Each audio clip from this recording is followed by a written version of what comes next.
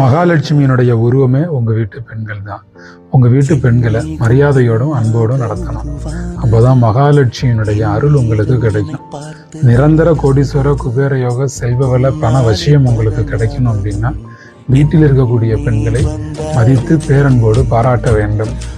அவங்களோட கண்ணில் கண்ணீர் வரக்கூடிய அளவுக்கு, வீட்டில் இருக்கும் பெண்கள் அஞ்சி நடுங்கும் அளவுக்கு, மனம் நோகும் அளவுக்கு வீட்டில் இருக்கும் ஆண்கள் எந்த விஷயத்தையும் பேசக்கூடாது. அவர்களை மதித்து போற்ற வேண்டும். மனைவியினுடைய கையால ஒரு டம்ளர் தண்ணி வாங்கி குடிச்சிட்டு வீட்டை விட்டு போற புருஷனுக்கு செல்வம் அபரிமிதமா இருக்கும். வீட்டுல பெண் குழந்தை இருந்தா ஒரு 10 ரூபாய் காசை கொடுத்து எனக்கு திரும்ப கொடுமான்னு பிள்ளைகிட்ட இருந்து காசு வாங்கிட்டு வெளியில போனா போற காரியம் வெற்றியாகும். மிகச்சிறந்த செல்வ விஷயம் உண்டாகும்.